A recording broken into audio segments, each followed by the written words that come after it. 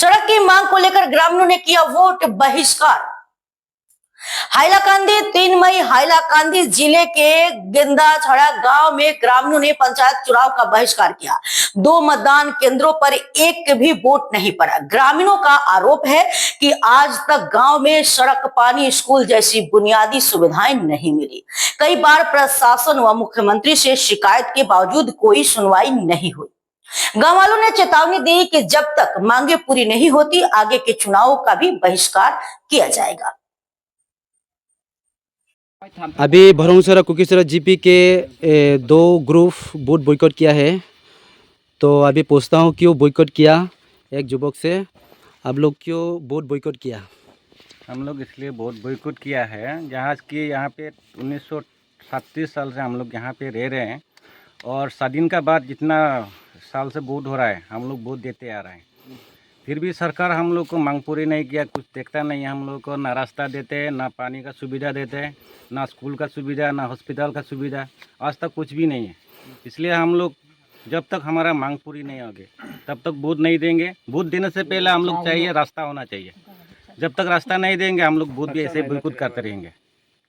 Vote মানে আমি ইয়াত 1937 চনৰ পৰা ইয়াত মানে আমাৰ দাদুহিহঁতে আছিল।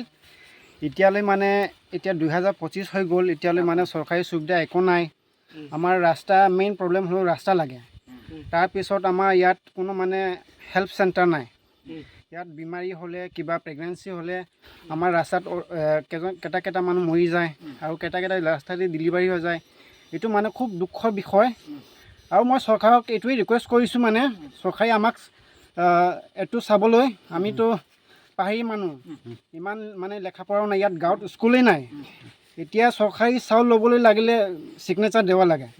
ছিগনেচাৰ লাগিলে আৰু মানে ইয়াত গাঁৱতে আমাৰ স্কুলেই নাই। আমাৰ স্কুল মানে যাবলৈ হ'লে লাইক 15 কিলোমিটাৰ এনেকুৱা দূৰত স্কুল আছে। আমাৰ গাঁৱত আছে কিন্তু মাষ্টৰ নাহে। তেন্তে আমি কেনেকুৱা মানে শিক্ষা প্ৰদান কৰিম? আমাৰতো গাঁৱত মানে সবেই মানে মূৰ্খই বুলি ভাবি ল'ব পাৰে। আমাৰ গাঁৱত মানে কোনো পঢ়া শুনা লেখা মানুহো নাই। সেইটো কাৰণে চৰকাৰক এটাই ৰিকুৱেষ্ট, মানে আমাৰ গাঁৱত ৰাস্তা দিবলৈ কাৰণে। আৰুতো আমাৰ মানে গাঁৱত ইমান দিনৰ পৰা আমি মানে 1937 চনৰ ইয়াত ৰৈছোঁ। তাৰপিছত যিমান ভোট হৈছে মানে আমি ভোটটো দিয়ে আহি আছোঁ। এতিয়া কংগ্ৰেছ হওক কিবা BJP হওক আমি ভোটটো দিয়ে আহি আছোঁ। আৰু চৰকাৰক মানে আমাক একো দাবী দিয়া নাই। চৰকাৰী সৈতে মানে কিছু একোই পোৱা নাই। সেইটো কাৰণে আমি ভোটটো বয়কট কৰিছোঁ। যেতিয়ালৈ নেপায় আমি মানে ভোটটো ভোটে থাকিব। 10 বছৰ হওক কিবা 15 বছৰ 20 বছৰ যিমান লাগে আমি ভোট বয়কট কৰি থাকিম আজিৰ পৰা। আৰু মানে চৰকাৰে যেতিয়া আমাক ৰাস্তা নিদিয়ে তেতিয়ালৈ আমি মানে ভোট নিদিওঁ।